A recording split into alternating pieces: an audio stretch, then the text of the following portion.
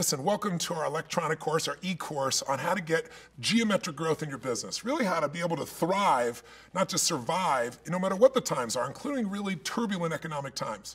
So what do we want to start out this session? Well, we might start out with seeing what causes most businesses to fail. Because even though we want to succeed, you got to know what to avoid, as well as then what would you have to do to make your business grow geometric. And the biggest reasons businesses fail, and by the way, the number is 96% of businesses fail over a 10-year period of time. 4% make it.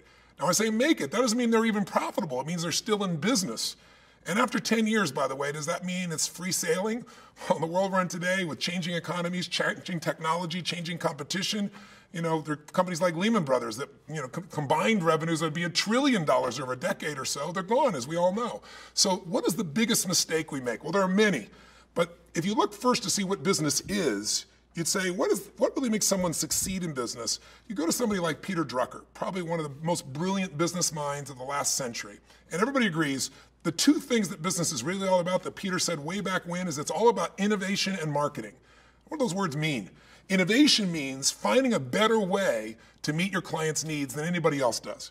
That's the only way to become wealthy and sustain it. Anybody can make money, but if you're going to be successful in business and sustain that success over years and over decades and really build a brand, something you're proud of, something that will give you the rewards you deserve, then you have to find a way to add more value to other people's lives than anybody else is doing.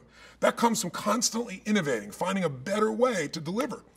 But you can have the most innovative product and service, and I'm sure you've seen this in your own business life at times. Maybe you've seen somebody else and you have a better product or you have a better service, and yet somebody else is kicking your butt. Why is that? Because they're doing better on the marketing side. Because unfortunately, the best product doesn't always win. Is McDonald's the best hamburger in the world? I doubt it. I'm like hurting anybody's feelings on that one. But what happens is people think if I have just the best product, that's enough. We really have to be the best marketers today as well. And the problem with that is, if you look at a business, let's say you go out to a business and you see a business getting started, and it's a restaurant, a hamburger stand, and you come back to that same restaurant 15 years later, and two guys were starting at the same time. You saw both their chains. 15 years later, you come back, and one guy still got that one hamburger store, one restaurant, he serves a great burger, and the other one's got 35 chains, 35 different venues, and he sold the business for X millions of dollars, or tens or hundreds of millions of dollars. What was the difference? Was it the quality of the burger? I would say to you the difference as an entrepreneur, where your business grows is controlled by two things. Number one is your psychology, and number two is your skills.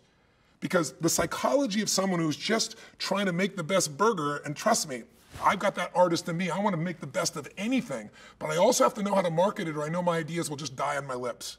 Does that make sense? The greatest products don't just win by themselves. And so the guy that built 15, he really developed a different psychology. He didn't just say, I want to build what I enjoy. He kept saying, what does the marketplace need? Who is my customer? Who is really my customer? What's the best offer? What would make this irresistible? What business am I really in? Am I in the hamburger business? Am I in the fast food business? Am I in the convenience business? Am I the experience business?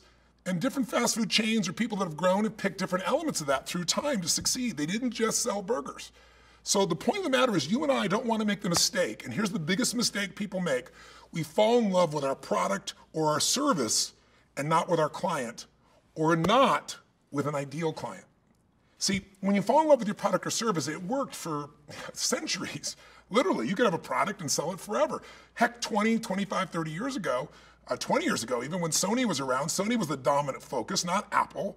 And Sony owned the tech business, didn't they? They're always coming out with their new camera, their new iPhone and so forth. iPhone, what am I suggesting? Their new Walkman. It's hard to even say that it's old. I'm not ancient enough to remember that, I hope. But I am. I remember the Walkman. But they came out with a product, and it was an innovation. Nobody wanted small speakers. Nobody wanted small things. Everything was bigger speakers, bigger sound. And Marita of Sony comes up with this idea of a Walkman, portable music you could take anywhere. Some of us oldest enough to remember that you didn't used to carry around with you 100,000 songs in your pocket. If you were going to go for a run, you had to take this big junky thing and have these giant earmuffs on your head, and you had to really like that one album you took. You better like that guy's music, because those 8 songs are all you had to do to run with.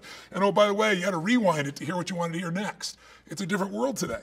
My point is, Sony was able to do that Walkman over 20 years. Today, do you know what the product cycle is, the life cycle on an average product today? Well, in the technology business, it's about 6 months. Some places like the app business, it's a month. Some people expect it to be a few weeks before something is innovated and the product is improving, or they leave and go somewhere else. So it's not the same world you and I lived in. Today, we can't fall in love with our products and services. We got to fall in love with our clients and figuring out every way we could possibly figure out to meet their needs, to anticipate what do they want, what do they need, what do they not even know they need, that if I could deliver that, I'd turn them not in just a satisfied customer, but into a raving fan. Somebody that would tell everybody about my product or service, or tell everybody about my company. When you create that kind of an impact, you'll start to build a brand. And what's beautiful about that is during turbulent economic times, big companies become small, and small companies can become big very quickly. And the failure to adapt to this, to say our products and services have to be changing constantly instead of here's my product and I love it and you should too, and I'm going to keep marketing it to you. Those that fail to adapt don't anticipate what's coming. And here's what you and I have to anticipate. If you're going to be successful, if you're going to be in the 4% that succeed, or maybe the 1/10 of 1% that really succeed, meaning they're very profitable and they succeed long term, if you're going to be in that success category, then you and I have to say, what can we anticipate is coming? And let's deal with the problem before it gets here so we win. Are you with me?